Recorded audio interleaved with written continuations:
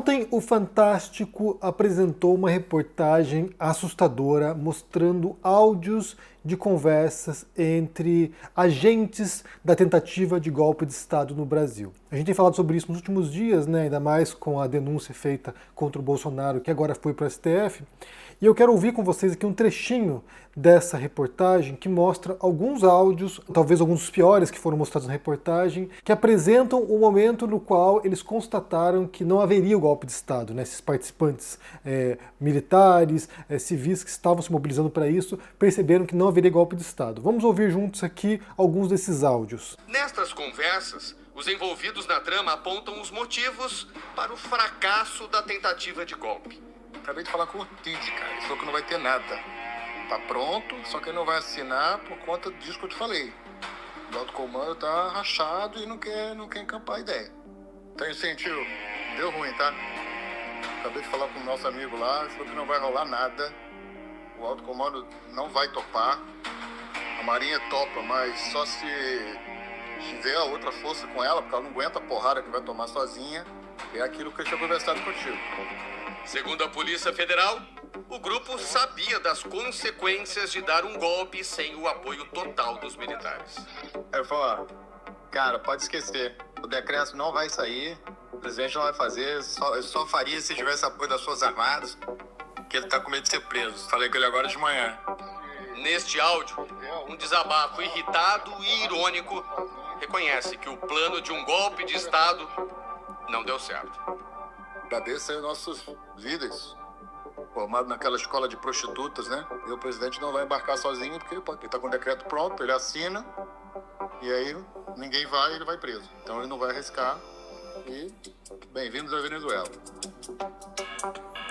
Aqui estamos falando de conversas de militares aqui, nessas conversas particulares, né? São pessoas que estavam ali se mobilizando, né, se movimentando para tentar o golpe de Estado.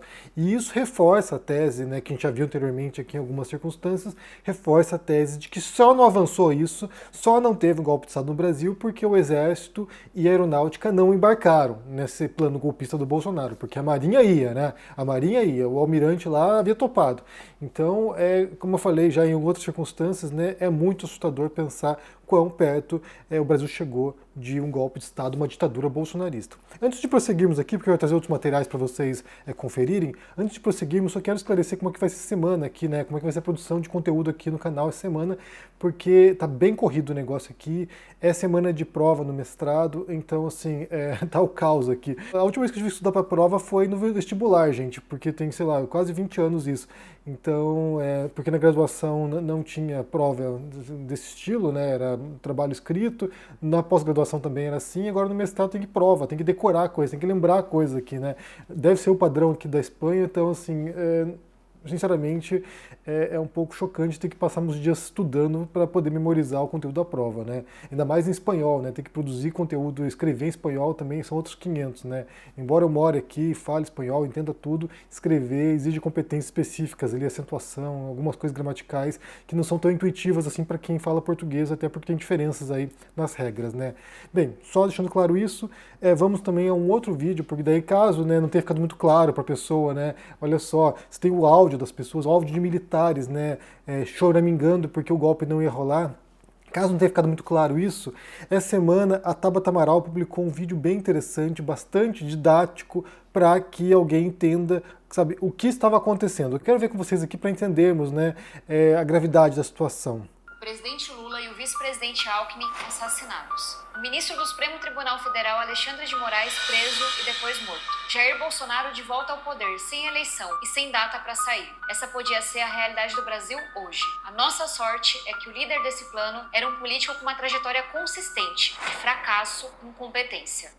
Para você que está confuso com as denúncias, vamos lá. Bolsonaro e outras 33 pessoas são acusadas de 5 crimes, incluindo o golpe de Estado. O inquérito da Procuradoria-Geral da República mostra como esse grupo, que incluía militares de alta patente, se juntou para desacreditar o processo eleitoral, distorcer leis, assassinar adversários e cooptar as Forças Armadas. Talvez você pense, mas ele não chegou a dar o golpe, então não teve crime. A tentativa de golpe é o crime. Aliás, um golpista só é condenado por tentativa de golpe. Quando ele tem sucesso e em dar o golpe, quando ele vira um ditador, nenhum tribunal consegue condenar. E o grupo do Bolsonaro parecia ter isso em mente. Tanto é que não tiveram nenhum cuidado e produziram uma montanha de prova. Tem troca de mensagem, tem decreto do golpe salvo nos computadores dos envolvidos, tem reunião gravada debatendo o golpe, tem depoimentos dos comandantes do Exército e da Aeronáutica confirmando a intenção do Bolsonaro em dar um golpe. E tem a delação do ajudante de ordem do Bolsonaro, o Mauro Cid, que não foi só relato não. Tem documento, arquivo, recibo, dinheiro, não falta prova. Além de golpe de Estado, o Bolsonaro vai responder pelo crime de abolição violenta do Estado Democrático de Direito. E o que é isso? É quando você desacredita as instituições ou faz tentativas de tomada de poder com violência, como aconteceu no dia 8 de janeiro. Aquilo ali não foi uma manifestação espontânea de velhinhas revoltadas, não foi só vandalismo. O 8 de janeiro foi planejado, instigado e, não vamos esquecer, financiado. Por quem? Quem financiou aqueles ônibus e acampamentos? O que a denúncia aponta é o que todo mundo já sabia, que aquelas pessoas que invadiram a Praça dos Três Poderes foram manipuladas, usadas como massa de manobra pelo Bolsonaro para tentar criar um estado de caos que justificasse o decreto do golpe. O decreto golpista que ele leu, recebeu, alterou e aprovou. Por fim, a denúncia traz trocas de mensagens e depoimentos que mostram que Jair Bolsonaro autorizou um plano para assassinar Lula, Alckmin e Alexandre de Moraes. Você pode não gostar do Lula, você pode discordar do Alexandre de Moraes, mas você acha que seria bom para você, bom para sua família, ter um presidente da República que manda matar os adversários? Você acha que um país liderado por um assassino pode alcançar prosperidade, justiça, paz? Você acha que ele ia parar por aí? Muita gente ficou chocado com as evidências de que o próprio Bolsonaro autorizou um plano de assassinato. Mas eu não. Eu me lembro muito bem quem é o Bolsonaro. Eu me lembro muito bem que no dia 18 de março de 2021, no mesmo dia em que mais de 2.000 famílias brasileiras choravam os seus mortos, o Bolsonaro estava imitando gente com falta de ar e caindo na gargalhada.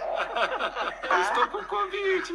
Quem assistiu Ainda Estou Aqui se emocionou com o sofrimento da Eunice Paiva. O marido dela, o ex-deputado Rubens Paiva, foi morto pela ditadura. A mesma história se repetiu com centenas de famílias brasileiras. Assim que Bolsonaro virou presidente, ele fez questão de acabar com o grupo de trabalho do governo que tentava localizar as ossadas das vítimas. Para ele, o sofrimento dos outros é motivo de piada. É por isso que não pode haver anistia. É por isso que o nosso país tem que fazer o que devia ter feito depois da ditadura, com os generais que ensinaram a Bolsonaro o que ele tentou reproduzir agora. Que Jair Bolsonaro tem o amplo direito de defesa que ele nunca daria ao adversário. Que ele seja julgado, condenado e preso pelos crimes que cometeu contra a democracia e a liberdade no Brasil. E que seja também investigado, julgado e punido no inquérito das vacinas. Que seja feita justiça para as milhares de famílias brasileiras que velaram as vítimas da incompetência e da crueldade de Jair Bolsonaro. Mais bem explicado é impossível, né? Então, assim, ela fez um belo resumo aqui do que se trata a situação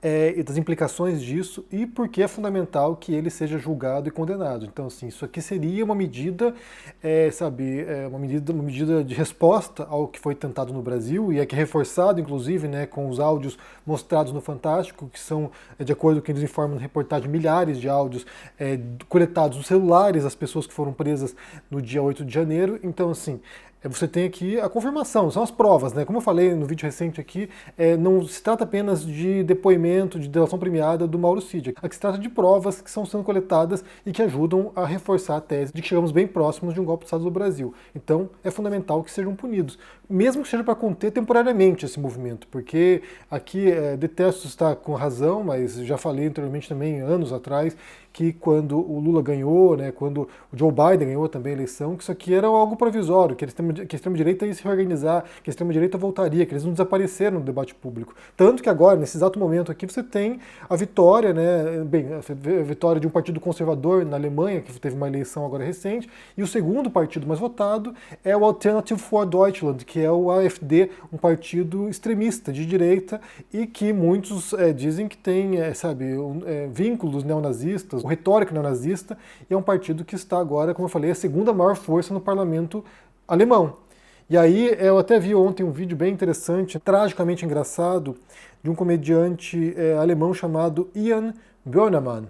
E ele fez um vídeo para o New York Times, um vídeo satírico, né, falando como os alemães são bons em criar nazistas, né? Então ele vai tirando sarro dessa dificuldade que os alemães têm de lidar com a própria história, né? E a culpa coletiva, e ao mesmo tempo que eles tentam apagar o passado, enterrar o passado, e não pode chamar ninguém de nazista porque não existe nazista na Alemanha.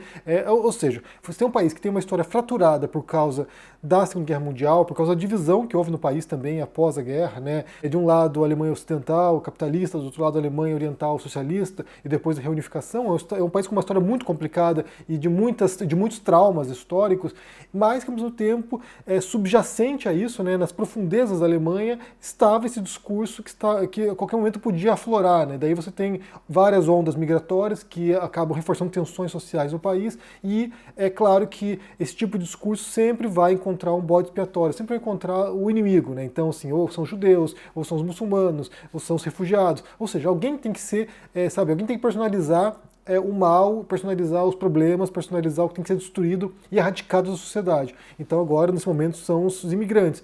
E aí esse partido, o AfD, consegue essa votação expressiva, vai tumultuar no parlamento alemão, vai tumultuar.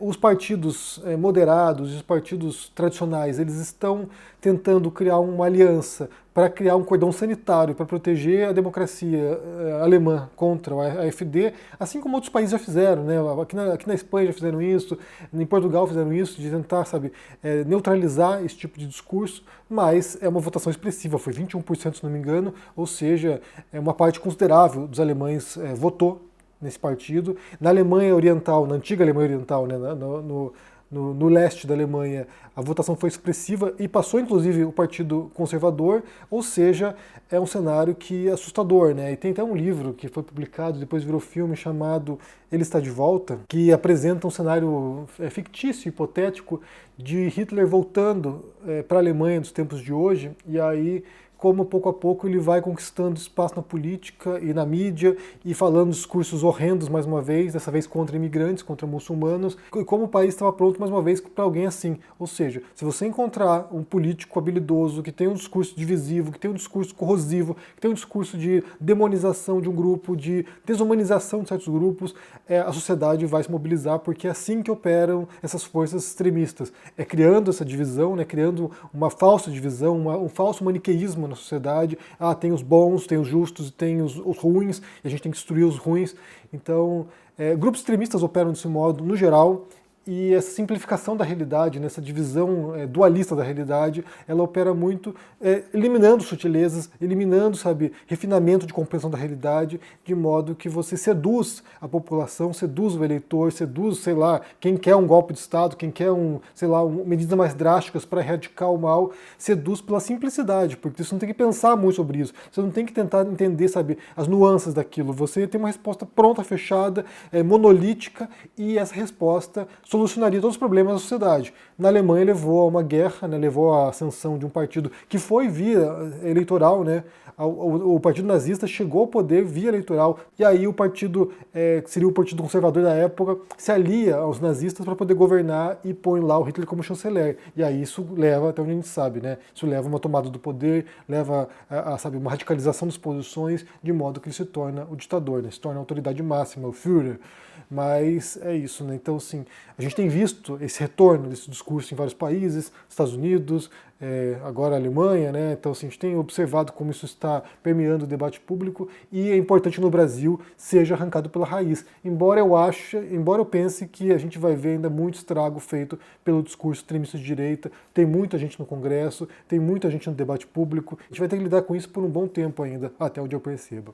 Bem, me diga o que vocês pensam aqui sobre essa história. Primeiro sobre esses áudios que foram divulgados, né, áudios inéditos divulgados no Fantástico, de conversas de militares e civis em relação ao golpe de Estado, a expectativa e depois a frustração de que não aconteceu o golpe de Estado, e também agora sobre o resultado eleitoral na Alemanha, um país que tem uma trajetória, né, uma história traumática de brutalidade, de barbárie, e que mais uma vez parece seduzido, né, o país, a população alemã parece seduzida por esse discurso, e como isso pode também desestabilizar toda a Europa, né? Então a gente fala de uma guerra que acontece agora na Ucrânia, que já está desestabilizando as forças europeias. A Alemanha num momento complicadíssimo também, tanto em questões econômicas quanto em questões sociais, e aí como isso pode sinalizar momentos sombrios para a história da humanidade. Bem, me diga o que vocês pensam aqui no comentário, deixe joinha, se inscreva no canal aqui ativando o sininho, isso é muito importante para ajudar aqui no engajamento. Se torne um membro ou apoie o canal. A meta para esse ano é produzir documentários aqui, então o seu apoio vai ser muito importante para isso.